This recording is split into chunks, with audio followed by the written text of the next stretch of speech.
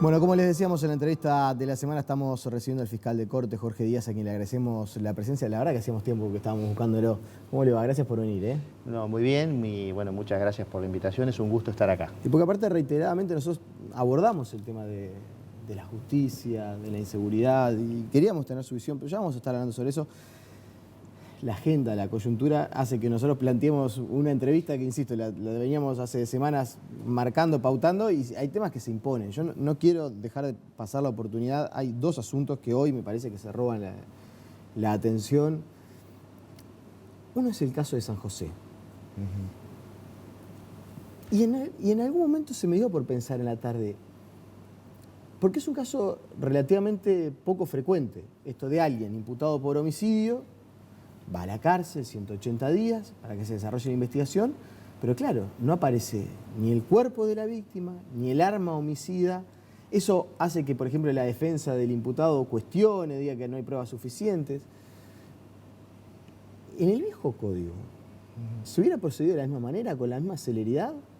¿O este es un caso que cuando la gente dice, miren que muchas veces criticamos el nuevo código, pero miren que en esto está funcionando bien, así tiene que funcionar? Es difícil dar una respuesta porque es un caso que ha sucedido en otras partes del mundo y siempre es un caso de difícil respuesta, o sea, es el famoso homicidio sin el cuerpo del delito. En este caso en particular se dan toda una serie de circunstancias, el escaso tiempo que pasó entre que el testigo vio lo que vio y la persona es detenida, los restos de sangre, los análisis, hay un conjunto de elementos, la persona que no aparece, un conjunto de elementos que hacen pensar razonablemente de que el desenlace trágico es prácticamente ineludible. De todas maneras, no sé si como juez del viejo sistema, que lo fui durante más de 20 años, me hubiera tocado un caso de eso. Creo que hubiera actuado de la misma manera que se actuó en este caso, pero no dejo de reconocer que es un caso muy particular, con un conjunto de detalles, yo diría que hasta morbosos, sí, que lamentablemente hacen que la solución del mismo sea compleja. Pero bueno, la Fiscalía está absolutamente convencida de la imputación que formuló y bueno, tenemos ahora un plazo de 1 año para llevar adelante la investigación, donde vamos a seguir trabajando para reunir los elementos que faltan para ir a juicio. Dice 1 año. Sí, porque la investigación, desde la formalización, el fiscal tiene 1 año para llevar adelante la investigación. Más allá de que la prisión sea 180 días. Bueno, a ver, el tema, estaría bueno discutir este tema de los plazos de las prisiones preventivas, porque en realidad el código no establece ningún plazo. Esto de los plazos es algo que nació en la práctica y es una creación de los operadores del sistema de justicia, o sea, no surge del código. El código lo que dice es que formalizada la investigación, el fiscal tiene 1 año para acusar e incluso 1 año prorrogable a 2.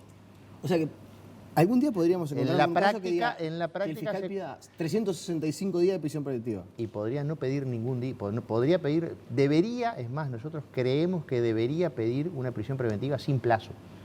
Es decir, obviamente que siempre vamos a tener el plazo del año, porque en ese lapso de tiempo tenemos que acusar, y bueno, y si no acusamos, pero deberíamos pedirla sin plazo. Porque yo le hago una pregunta, en un homicidio muy especialmente agravado, en una rapiña, en un secuestro, o sea, en delitos que tienen penas altas, ¿ah? Estamos hablando de 4 de mínima en la rapiña, 5 y 4 si es con arma, 6, 8 años el copamiento. En esos delitos, el riesgo cautelar, el fundamento del riesgo, el día 1 y el día 180 es exactamente el mismo. Porque el riesgo es el riesgo de fuga, el riesgo de que el sujeto, ante la amenaza de una pena alta, trate de evadirse. Entonces, y ese riesgo existe el día 1, el día 30, el día 90 y el día 180. Si no se evadió en el 1, en el 30, en el 90, ¿por qué se evadiría en el 150? Obviamente ese riesgo va disminuyendo en la medida que va transcurriendo el tiempo, pero le vuelvo a repetir, el plazo no está establecido, no sale del código, es una práctica y yo creo que es una práctica que deberíamos erradicar.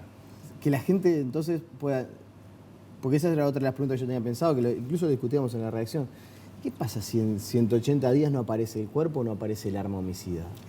Volveremos a pedir, supongo yo, eso lo decidirá la fiscal, pero yo, si fuera el fiscal del caso, pediría la prórroga y seguiría trabajando para presentar la acusación. Ese plazo no es una espada de Damocles, es decir, a los 180 días se puede pedir una prórroga, y una prórroga de hasta 1 año e incluso de hasta 2 años, porque ese plazo de 1 año desde la formalización es prorrogable. La última sobre este tema, porque y además porque me parece que amerita y porque refleja un poco a veces el sentimiento de la gente. La verdad que la familia de Micaela, desde el dolor, yo creo, y incluso no sabía muy bien identificar hacia quién tenían que hacer el pedido. En un momento de una marcha que hicieron hace unos minutos en Rodríguez, decían: por favor, a la Fiscalía, a Bonomi, al juez, a quien sea, necesitamos una serie de actuaciones en domicilios, de allanamientos. Sabido que esos allanamientos en la noche no se pueden realizar, pero se van a diligenciar nuevas actuaciones. O sea, que la gente tenga el mensaje de tranquilidad que se está trabajando a todo vapor. Mire, en lo que respecta tanto a la Policía Nacional como a la Fiscalía, yo le puedo asegurar que en el territorio, es decir, la Fiscalía de San José y la Policía de San José, y en las máximas autoridades de la Policía Nacional y de la Fiscalía, estamos trabajando conjuntamente desde el minuto 1 y existe una preocupación muy grande por este tema. Lo estamos siguiendo minuto a minuto. Bien. Ya vamos a estar hablando de otro asunto que apareció publicado hoy en el Diario del Soldado, una muy buena recopilación, muy buen trabajo del colega Leonardo Abercon sobre el caso Gavazo, pero eso lo voy a dejar para el final de la entrevista, porque ya que estamos hablando de temas sentidos para la ciudadanía, desde que se conoció el dato de homicidio, yo diría un poco antes, pero desde que se conoció el dato de los homicidios, de los aumentos de delito en el año 2018, yo siento que alguna vez se volvió a reinstalar el tema de el viejo código sí, el nuevo código, la incidencia que tiene el aumento del delito. Se escuchó una y otra vez a integrantes del Ministerio del Interior, del Poder Ejecutivo, del Frente Amplio, decir de la incidencia. Yo no voy a ir por la pregunta que ya le han hecho. Esta de salga a responderle al Ministerio del Interior que el nuevo código no es la...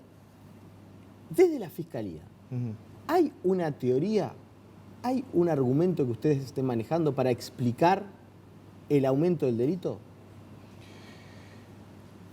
Nosotros Como parte de la política criminal, ¿no? Está bien. Hay un conjunto de factores que de alguna manera inciden. Ahora, este es un tema bastante complejo, porque, por ejemplo, así como hubo un incremento de los homicidios en el año 2018, lo que nosotros estamos viendo en estos primeros 3 meses de este año es una baja.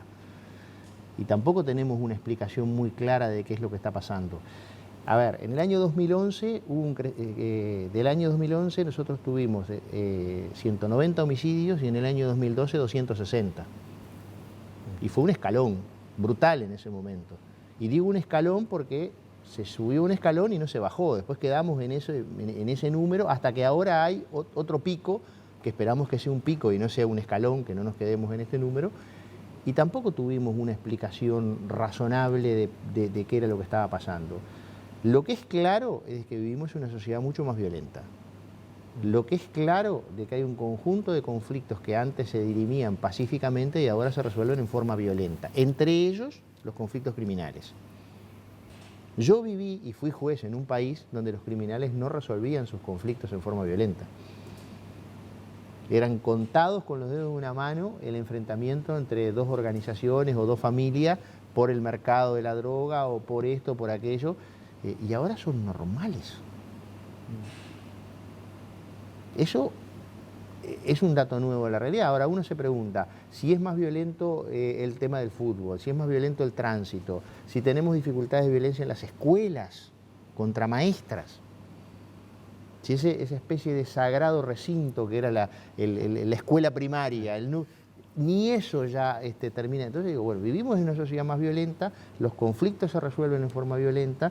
Y yo creo que ahí hay un tema, a ver, la seguridad pública, que es un derecho humano fundamental, dicen los autores que requiere 4 cosas, 4 libertades, dice eso. La libertad para vivir sin miedo, la libertad para vivir sin necesidades, la libertad para vivir sin miseria y la libertad para vivir con dignidad. Todos esos aspectos involucran la seguridad pública como un ser humano. Esa es responsabilidad del Estado. Ahora, una política pública de seguridad requiere prevención y control. Yo veo que los uruguayos estamos obsesionados con el control y ponemos toda la ficha en la represión del delito porque entendemos que esa es la forma de resolverlo. Yo digo, esa es una parte de la película. La otra parte de la película, tan importante como esta, es la prevención. Yo sobre eso, sobre el tema de la prevención, tenía casi que un capítulo aparte para preguntarle, pero... Ahora, le digo una cosa, no me malinterprete, que no se diga Díaz dice que hay que prevenir y no hay que reprimir. Claro. No. Una no invalida a la otra. Las dos. Pero Ahora, solo una, solo prevención o solo represión, no termina de resolver el problema. Claro. Y mire sí puedo inferir que usted entiende que quizás se está fallando o no se está haciendo todo el efectivo que se debería hacer en la prevención. Lo que yo le digo es que tenemos una usina generadora de delitos en una sociedad que está fracturada, ahora, culturalmente fracturada. Está bien. Porque hay sectores enteros de la sociedad que consideran que delinquir no está mal. Pero ustedes no tienen explicación para el fenómeno llamado efecto noviembre. Mire, la explicación que nosotros tenemos es de que nosotros teníamos determinadas cifras, 2014, 2015, 2016, 2017 incluso. En base a esas cifras hicimos una planificación del trabajo para el nuevo código, teníamos un determinado número de denuncias, ese número de denuncias tenía un crecimiento anual del 5% aproximadamente, porque el delito ha venido creciendo desde siempre, o sea, no es que creció ahora, no, históricamente en el Uruguay los delitos año a año van creciendo, venían estabilizados en un crecimiento del 5%, y cuando llegamos a noviembre, entramos en noviembre ya teníamos un 20% más. Y le voy a hacer otra pregunta. Entonces, eso a nosotros nos motivó, nos generó un desajuste grande, que lo fuimos corrigiendo, pero que motivó que en la rendición de cuentas del año pasado nosotros solicitáramos recursos adicionales para hacer frente a esa realidad que no habíamos previsto. Que no se los dieron. Y sabe que yo... No lo podíamos prever. No, que no le dieron los recursos que ustedes reclamaron. Sí, pedimos 300... Pero, no, a ver, seamos justos. Pedimos 300 millones y nos dieron 70. Ahí va, sí, no llegaron 8. Vale. Ahora, yo había leído ya alguna aparición suya haciendo referencia a este asunto y a mí me surgía la duda. Porque hay veces que no hay que decir Gregory para decir Gregorio. Usted dice, nosotros nuestra explicación no la tenemos. ¿Qué pasó? No la tenemos. Ahora, muchas veces fuera de micrófono, operadores judiciales dicen, lo que pasa es que ahora de verdad todos los delitos están sistematizados, ahora todos los delitos están registrados, y que lo que se entiende que hubo es una especie de blanqueamiento de cifras. Un montón de denuncias de delitos que se cometían y que no aparecían en las estadísticas oficiales, a partir de la irrupción del nuevo código, se blanquearon. No es que aumentó sensiblemente la actividad de los delincuentes, sino que, bueno, nos dimos de frente con los números. Yo le estoy preguntando, esto, desde su interpretación, ¿es así o no? Bueno, yo no tengo ningún fundamento como para hacer una afirmación de ese tipo y sería irresponsable de mi parte hacer una afirmación de ese tipo. Lo digo con toda franqueza, he escuchado quienes eso sostienen. Desde mi responsabilidad y desde la responsabilidad institucional que yo tengo, no tengo elementos como para hacer una afirmación de ese tipo, sería absolutamente irresponsable de mi parte y no lo voy a hacer. No puedo hacer una afirmación de esa naturaleza.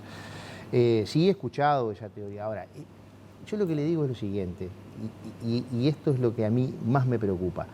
El ciudadano, el que paga todos los meses los impuestos para pagarnos el sueldo, no quiere escuchar más la discusión entre el presidente de la Corte, el fiscal de Corte, el ministro, el director de la policía, sobre lo que pasó. Lo que tenemos que decirle es qué es lo que estamos haciendo ahora para revertir esta situación. Yo en eso estoy muy de acuerdo. Y creo, porque sinceramente a mí ya me tiene un poco cansado la discusión esta. Entonces, la verdad no quiero participar más de esa discusión. Lo que quiero es decirle a los ciudadanos, bueno, qué es lo que estamos haciendo para hacernos cargo de lo que tenemos que hacer para revertir esto. ¿Sabe lo que pasa, fiscal? Yo entiendo la posición y por eso yo decía, en el principio de la charla se lo planteaba de esta manera, yo no quiero generar una respuesta, pero sí la gente tiene una percepción, y eso me consta porque lo he conversado con usted al aire y fuera del aire en alguna oportunidad también, que a usted le preocupa mucho cuando se instala una creencia, no, se hace carne en la sociedad, algo que un relato. Es difícil de saber cuándo. Hablando y esto de, de la sensación de impunidad. Hablando de relatos. Va en contra de lo que Sí, ustedes quieren sin duda. hacer. Pero hay un tema que es el siguiente. A mí no me gusta hablar de, no me gusta utilizar el masomenómetro, ¿no? El masomenómetro es yo opino, me dijeron, quizá, tal vez, me parece, entiendo que, bueno, no. Números, cifras y datos. Es verdad que nosotros tuvimos un mal arranque. Es verdad. Si usted mira el número de formalizaciones que están publicados en la página web de la Fiscalía, pues nosotros en eso, transparencia total. Transparencia total, bueno, tuvimos un muy mal arranque, arrancamos con 400, no llegaban a 500 imputaciones, de ahí pasamos a 500. ¿Qué está pasando hoy? El promedio de los últimos 6 meses, nosotros tenemos un promedio de 1.150 imputaciones por mes. Eso es superior al promedio de procesamientos del sistema antiguo. Es decir, hoy el sistema procesal imputa más que el sistema anterior. Punto número 1. ¿Ah? Tomando un promedio de los últimos 6 meses. Si usted me toma el promedio de todo el periodo, evidentemente... Desde que estamos funcionando bien. Desde que estamos funcionando bastante bien. Relativamente bien. O bastante bien. Bueno, entonces el promedio de imputaciones subió tanto que pese a que aumentaron las denuncias, sustancialmente el porcentaje de aclaración se mantiene igual. Es decir, suben las imputaciones, suben las denuncias, estamos con un porcentaje similar. Segunda creencia, este código es benigno. Es benigno con los delincuentes.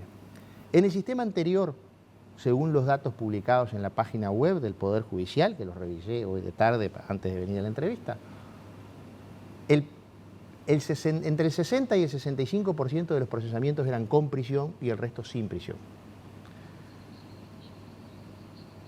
En los últimos 3 meses, el 72% de las personas que fueron imputadas en este sistema fueron a la cárcel. O sea que esto de van menos ahora a prisión que antes. Porcentualmente hoy van más que antes. Mire, el 61.3% de las personas sometidas a proceso el promedio de los últimos 3 meses salió de un juzgado a la cárcel y condenada con una pena privativa de libertad. Y el 10.6% salió presa con una medida cautelar. Es decir, el 72% de las personas formalizadas en los últimos 3 meses fueron presas. Contra el 65, póngale, por ciento del sistema anterior. Entonces, no es verdad que este sistema es más benigno. Y cuando se dice, por ejemplo... Lo que sí es verdad es que en el comienzo tuvimos dificultades, que las personas privadas de libertad descendieron, teníamos aproximadamente, el día que empezó el código había 10.996 personas privadas de libertad, exactamente, bajó a prácticamente 10.000 y hoy ya estamos en 10.600. Y subiendo, es decir, yo creo que al promedio que viene creciendo, en 3 meses más vamos a tener más de 11.000 personas privadas de libertad, que no sé si es bueno o malo, mire, eso porque es otro problema. Sí, eso es otra discusión. Hoy leí una entrevista que le hicieron en la diaria a Clavijo, el director de la Guardia Republicana, y yo comparto el 99.5% de las cosas que afirma. Hacía mucha referencia al tema de, está bien, lo metemos en prisión y después ¿qué hacemos con esa persona? Exactamente, ¿no? Porque si lo que hacemos es tenerlo encerrado para que después salgan peor. Bueno, hace 3 semanas estuvo sentado en esa silla Jorge Chediak. Hablamos del tema del juicio abreviado. Sí, también podemos... Ese es el tercer mito. De las reducciones de penas. Ese es el tercer mito, pero también podemos hablar de eso. ¿Por qué mito? Porque en realidad acá se está haciendo... Acá hay un problema y se llama libertad vigilada. No se llama proceso abreviado. Ayer escuchaba una entrevista al doctor Alberto Reyes, el presidente de la Asociación de Jueces, y Alberto decía, bueno, lo que pasa es que le estamos echando la culpa al abreviado del funcionamiento de otro instituto, que es la libertad vigilada, que se está metiendo ahí. El problema son las libertades vigiliadas. Bueno, y esto, a mí me consta, porque yo leí las versiones taquigráficas, usted lo advirtió en el Parlamento cuando se estuvo tratando el tema de la libertad vigilada y ya se hablaba de la posibilidad del nuevo código. El 23 de agosto del año pasado, en la Comisión de Convivencia y Seguridad de la Cámara de Diputados, cuando se discutía en ese momento y la obsesión del legislador en ese momento era el monto de las penas, expresamente les dije, ojo, que el problema no es el monto de las penas, sino cómo se cumplen las penas. Y lo que genera impunidad no es el monto, lo que genera impunidad es la libertad vigilada. Ahora, no se está haciendo un uso abusivo del juicio abreviado. Esto de 100 delitos que se cometen, solamente 3 llegan a juicio, porque cuando hay Hay otras vías, ¿no? O sea, acá hay una cosa que... Esta es otra cosa que me interesa aclarar. No es verdad que el 95% de los asuntos, 96% de los asuntos terminen en un abreviado. No es verdad. O sea, porcentualmente hay distintos institutos. Yo dije que solo 3 llega a juicio. Eso sí es verdad y es un porcentaje bajo. Ahora bien, es un porcentaje bajo, yo estoy de acuerdo con usted, estoy de acuerdo con Chediak, estoy de acuerdo con Minbiel, estoy de acuerdo con todos los que dicen eso y es algo sobre lo que tenemos que trabajar. Tenemos que tener mayor cantidad de juicio oral. Ahora bien, también escuché decir por ahí que tenemos que llegar al 20% de los juicios orales. Esto parece un número mágico, ¿no?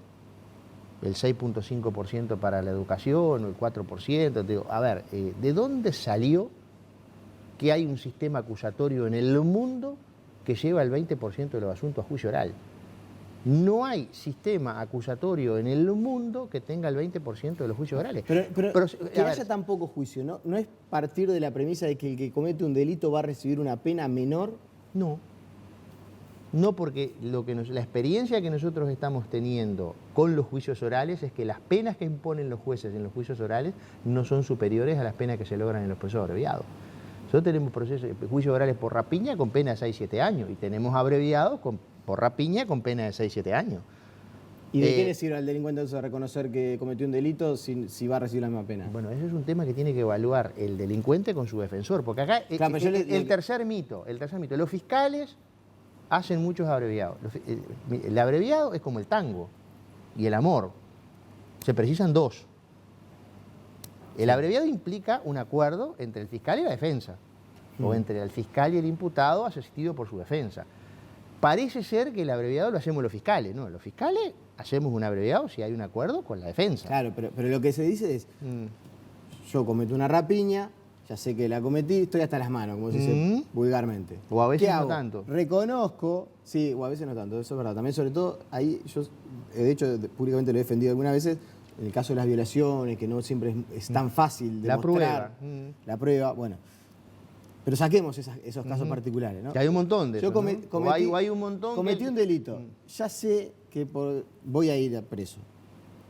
¿Qué sentido tiene que me haga una rebaja de la pena por yo aceptar lo que ya se puede demostrar que cometí? Y bueno, esa es una buena pregunta le vuelvo a repetir, para el imputado y su defensa. Yo le digo lo que vemos los fiscales. El otro día, por ejemplo, un fiscal me dice, tenía una rapiña, la víctima de la rapiña era una menor de edad, era la única persona que podía identificar a los autores de esa rapiña, que habían sido posteriormente detenidos por algunas indicaciones, o los presuntos autores de esa rapiña, ¿no? Porque hasta que no son condenados. Y bueno, el fiscal, cuando yo le pregunto qué fue lo que pasó, me dice, ¿sabe qué pasa, doctor? Que la chiquilina dijo que ella no iba a declarar, la madre dijo que la chiquilina no iba a declarar, se le ofreció declarar como testigo protegido, dijo que no, se le explicó, se trabajó, bueno, no hubo manera. Y bueno, ahí en lugar de ir al juicio oral reclamado, porque a ver, el fiscal también para ir al juicio oral tiene que tener prueba. Y hay un dato de la realidad, a veces tenemos dificultades, o muchas veces tenemos dificultades con la prueba testimonial sobre todo. Eso de la gente que no se quiere comprometer, entre comillas. Exactamente, porque esto implica también un compromiso de la persona que es víctima de un delito de ir a un juicio a declarar. Se nos va la entrevista, no quiero dejar de abordar algunos asuntos. Ahora, tampoco hay ningún estudio, porque ya que hablamos del masomenómetro, tampoco hay ningún estudio serio que diga que las penas que se están imponiendo hoy sean inferiores a las penas que se imponían en el código anterior. Porque yo he escuchado decir, yo calculo que más o menos se están poniendo penas un año más bajo. ¿Yo calculo qué? ¿Vamos a dejar de calcular? No, lo que está instalada es la sensación... El relato. Se llama como la sensación de impunidad. Claro, de que hacer un delito hoy te sale más barato que antes. Bueno, eso es lo que está instalado. Por eso es bueno también escuchar a ustedes. Pregúntele al femicida que fue condenado la semana pasada, que se le dieron 26 años de penitenciaría, o al violador que fue condenado la semana pasada en un juicio oral a 7 años de penitenciaría, o a una tentativa de feminicidio en Dolores, que fue una pena de 15 años de penitenciaría. O sea, mire que se están imponiendo penas, le diría en algunos casos comparativas con el sistema anterior, más altas incluso. Ahora, el problema, le vuelvo a repetir, decir, lo mismo que le dije al Parlamento el 23 de agosto. El problema no es el monto de la pena, mi estimado amigo, el problema es el cumplimiento de la pena. Sobre la libertad vigilada, cortito, ¿qué hay que hacer?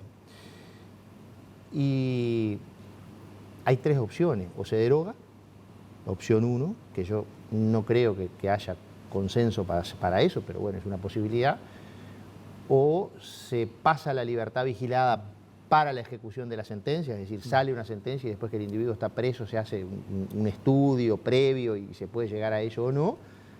Y la tercera es una posibilidad que nosotros estamos estudiando vía instrucción general a todos los fiscales de que no utilicen la libertad vigilada en los procesos abreviados.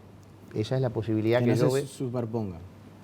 Claro, que en los procesos abreviados, o por lo menos por determinados delitos, no se use la libertad vigilada. Bueno, ahí abarcaría a la mayoría de los casos.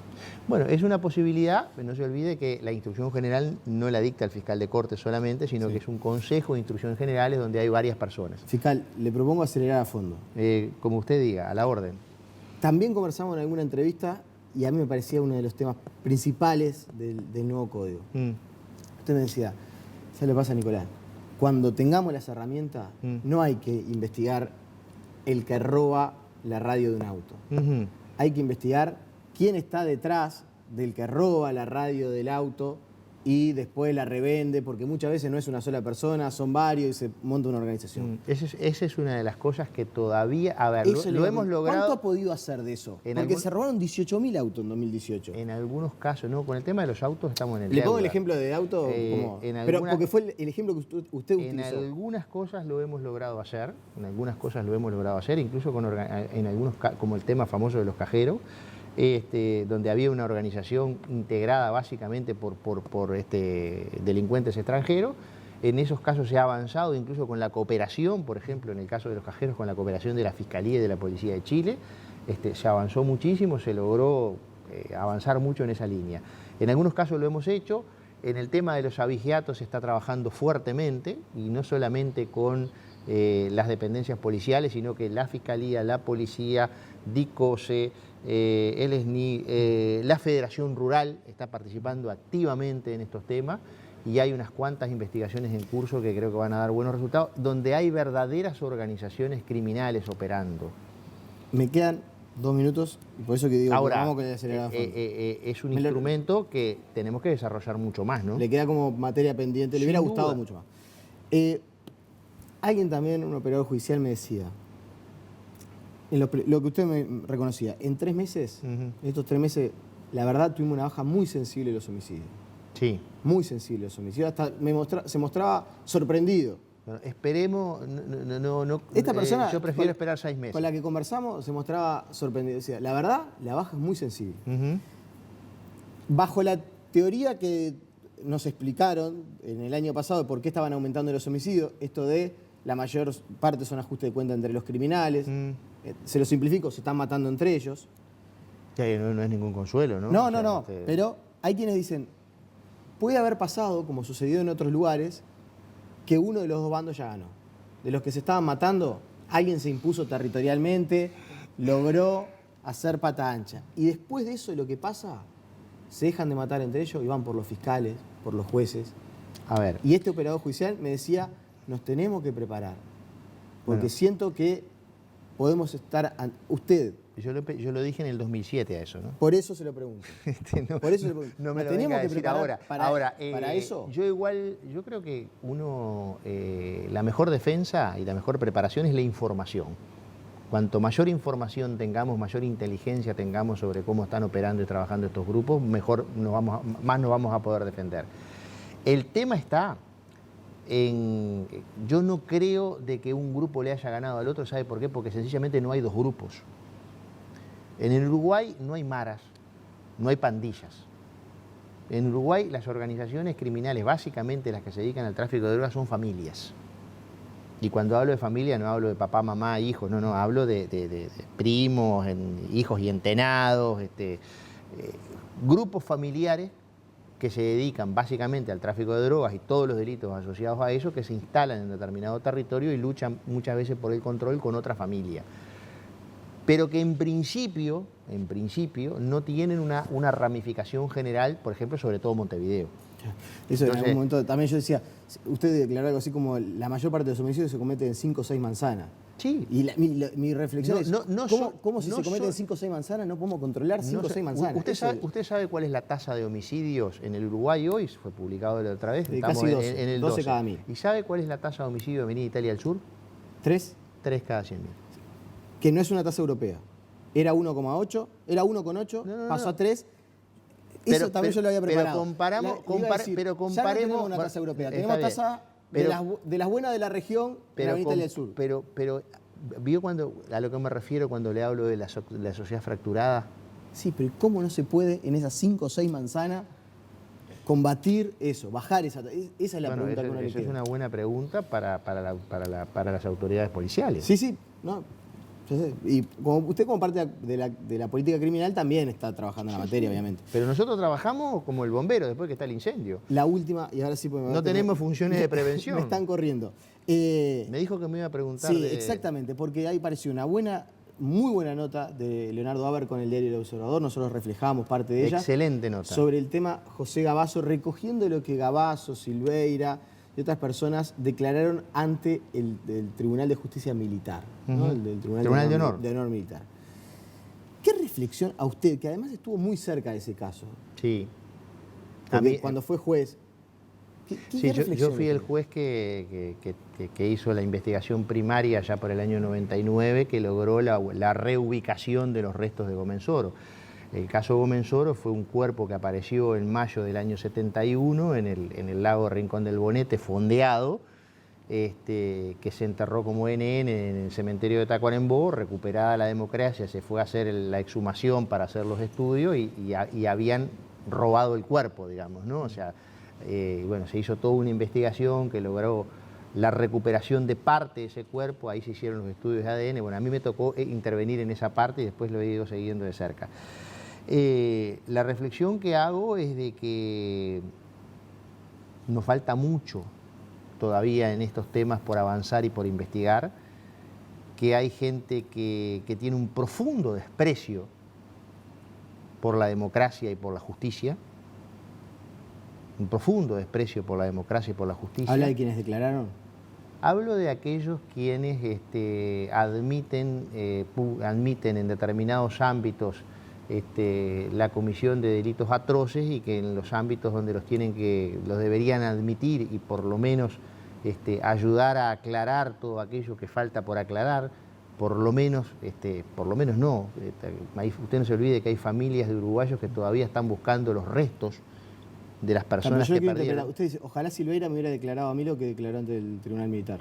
Y no se lo va a declarar nunca, porque tiene un profundo desprecio por la justicia y por la democracia. Gabazo. Y me hago cargo de lo que le estoy diciendo. Gabazo, desde su convicción, esto es su convicción, no se pudo demostrar, obviamente. No, pero mire que lo de Gabazo le voy a explicar una cosa. En el caso de Gómez Soro en Paso de los Toros se había procesado a Gabazo y a un coronel Gómez.